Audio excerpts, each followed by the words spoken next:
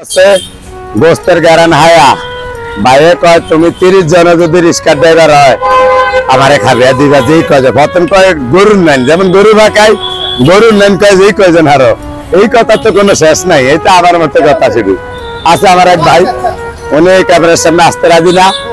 এর আগে 5-6 দিন খাবে চেয়ে গেছে 20-22 জন করে প্রথম খাবাইছে 10 জন করে এমন তো 25 জন পর্যন্ত খাবাইছে আজকে দেই এটা কইতে আছে যে দূর হারো আমি কি কোন না কোন আমরা দায়িত্ব কথা 30 জনের এলন 8 জন আজ যাওয়া বাড়ান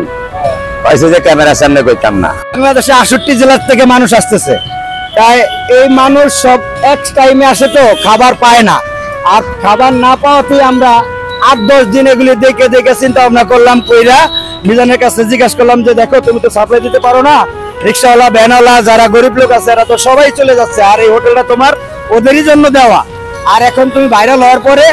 অনেক দূর থেকে কাস্টমার আসে তুমি এই আমাদের গরিব যারা আছে এদেরকে তুমি খানা দিতে পারছো না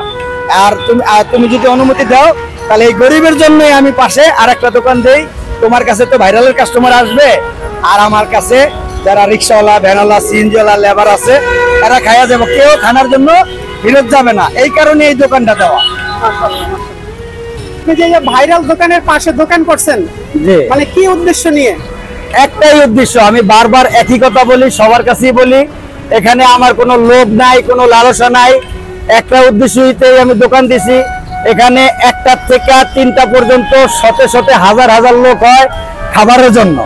আর এই খাবার অনেকে পাচ্ছে অনেকে পাচ্ছে না না পায়া গালমন্দ কইরা রাগ হইয়া মন খারাপ করে চলে যাচ্ছে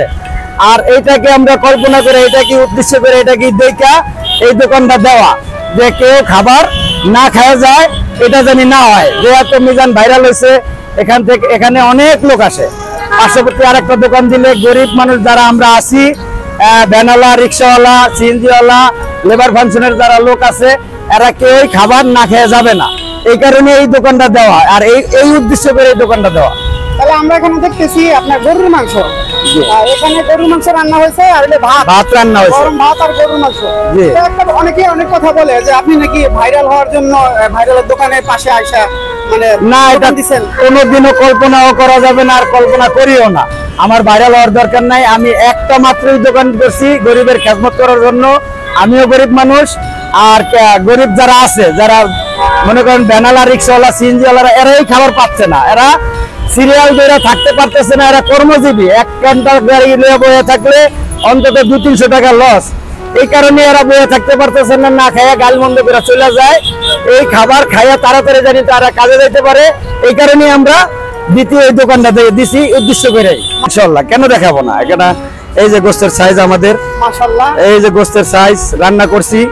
হ্যাঁ 100 টাকা এক পিস গোস্ত হ্যাঁ আর তরকারি যত দূর নিতে পারে সুস্বাদু করে রান্না করছি জানি মানুষ খায়া তৃপ্তি পায় এইভাবে রান্না করছি এই যে দেখেন আপনারা রান্নার কোয়ালিটি দেখলে বুঝবেন সারা বাংলাদেশে খাইতেছেন আপনারা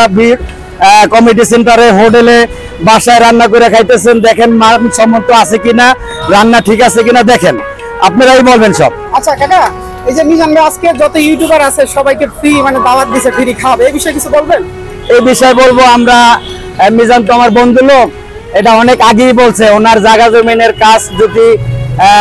কমপ্লিট হয়ে আসে বা আশা ভরসা ওরকম কিছু হয় তাহলে এই ইউটিউবার এবং সাংবাদিকের লোক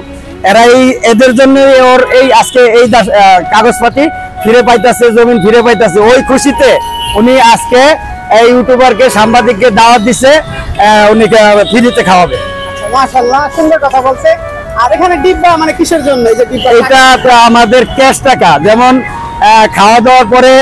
আমি এখানে একটা চেয়ার নিয়ে টিল নিয়ে বসি হাত দিয়ে আমার কাছে আসে আমি এটা ক্যাশ হিসাবে ব্যবহার করি এটার ভিতরে আমি টাকা রাখি মানে